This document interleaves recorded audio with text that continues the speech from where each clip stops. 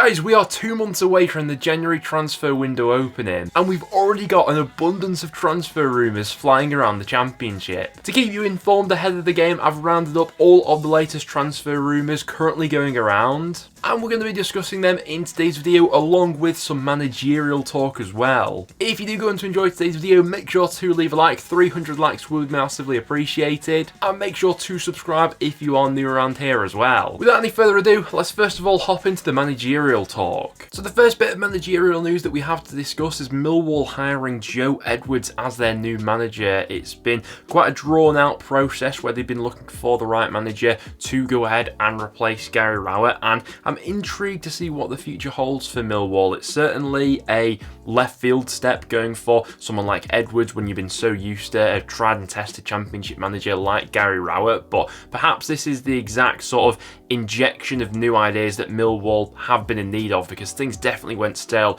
under Rowett towards the end of his tenure. Edwards comes in as a promising 37-year-old coach. He will be one of the youngest managers in the Championship, never managed at senior level but has an excellent coaching CV behind him, having previously managed the England under-20s and taken up various coaching roles within the Chelsea setup. We've seen quite a few Championship clubs going down this route of promising up-and-coming coaches, giving them their senior gig. And Millwall probably are in a position where they can afford to take a little bit of a gamble. Right now, that squad doesn't look like it will be getting into the top 6, but I think there's more than enough quality in there to avoid any sort of relegation battle. So I'd expect Edwards to be given a little bit of time there to go ahead and figure things out and identify the players that he wants to keep for the future, and it'll be interesting to see if the recruitment changes with Edwards coming in as well. So Millwall fans, I welcome your comments down below on what you make of that appointment. And then for Bristol City, it does appear as if Liam Manning will be their new manager, currently a compensation package being worked on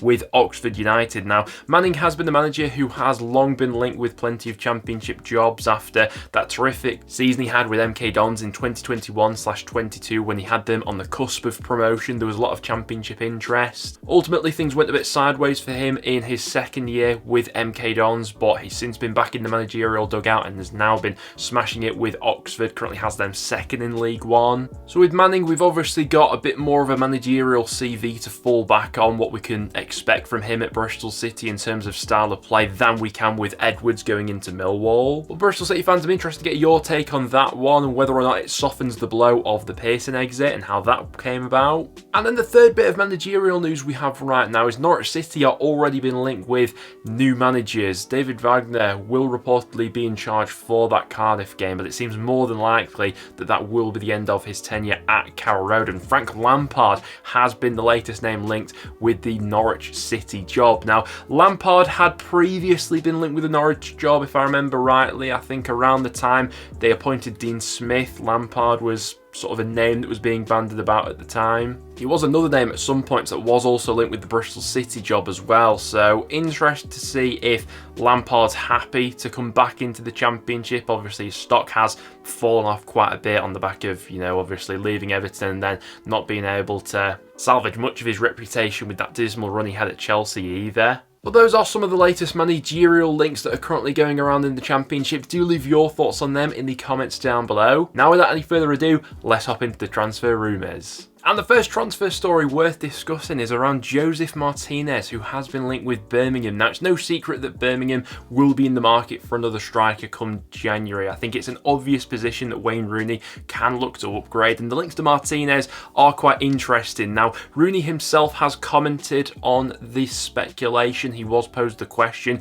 whether there's any truth in these rumours, and Rooney sort of poured cold water on the rumours for the time being, saying that that was the first that he'd heard of the links to Martinez. But will be interesting to see if those links resurface. In the summer, Luton were linked with him, and he is now available on a free transfer upon his contract with Inter Miami expiring. Now, he does have a tremendous goal-scoring record in the MLS, particularly for Atalanta United, where he spent his best years. He does also have a previous track record of playing in Europe. He's played in Switzerland and Italy in his younger years. A fully fledged international for Venezuela. He's now 30 years old. It would be very interesting to see if Birmingham do manage to pull this deal off. Obviously, with Rooney and Birmingham's new American owners having the MLS links, you can see where this story has perhaps come from. and we'll wait and see over these next few weeks and months whether there is any legs to it. And only a few months after making his move to Villarreal, could we see Brereton Diaz back in the Championship sooner rather than later? Well, the current reports are suggesting that the Spanish club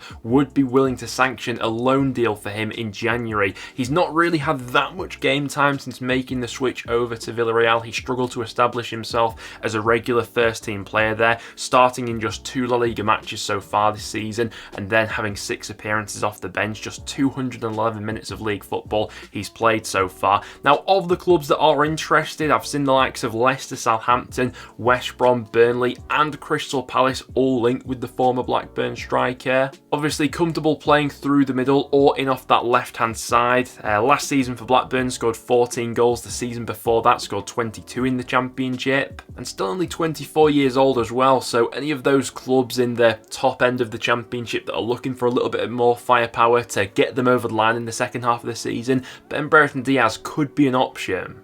Leicester could decide to go in for Brereton Diaz if Kelechi Iheanacho departs in January. Now, in the summer there was plenty of debate over whether or not Iheanacho would be sticking around at the King Power. He's been in and out of that starting 11 under Maresca so far this season, as Maresca's been quite happy to rotate the forwards that he's got available to him, and we also have to consider that they've still got Tom Cannon to throw into the mix as well when he's fully fit. But Iheanacho does look a level above the Championship. He's got 5 goals and an assist in just under 600 minutes of league football so far. His contract does expire at the end of the season, which has led to plenty of speculation over his future. Currently, the likes of West Ham and Crystal Palace are both said to be interested, and there was quite a bit of interest from Premier League clubs in the summer as well. With Iheanacho, I'd also throw Daka into the mix as well as another star who could potentially depart in January. Leicester could be spinning a few plates. Another Leicester star who faces an uncertain future is Wilfred Ndidi, another player who was linked with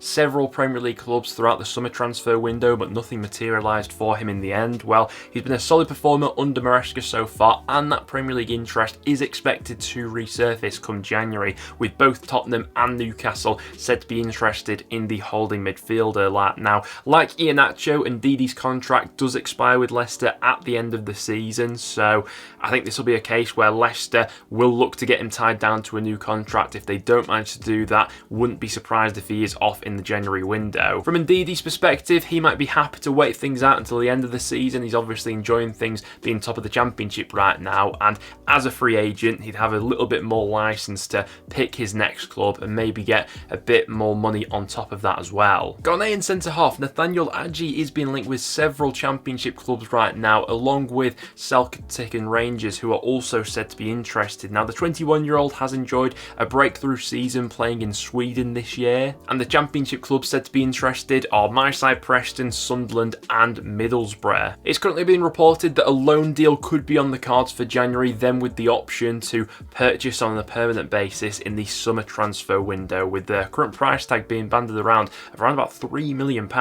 Looks a very promising centre-half, obviously fits right into Sunderland's recruitment policy, especially with how they've gone about scouting Europe and the rest of the world for the most upcoming and brightest young talents. From a Preston perspective, I do expect us to be in the market for a centre-half or two over these next few windows, especially with it looking more than likely that Patrick Bauer will probably be off at the end of the season, the same for Greg Cunningham as well, and Andy Hughes can't really be relied upon these days with some fitness issues, so he's one name to keep your eyes out on over these next few months. Barnsley teenager Fabio Jello is reportedly being watched by the likes of Leeds and Sunderland. Scored an absolutely cracking goal in the FA Cup the other week. If you've not seen that, make sure to go ahead and check it out. It was a terrific strike. Looks like he's got a hell of a left foot on him, and he has scored 3 goals in the cup competitions for Barnsley this season. Obviously, we all know Sunderland like to sweep up a lot of the best young talents like we discussed before, and Jello would be another example of that. AFC Wimbledon forward Ali Al-Hamdi has been linked with several Championship clubs. He had a fine season in League 2 last season, scoring 1 goal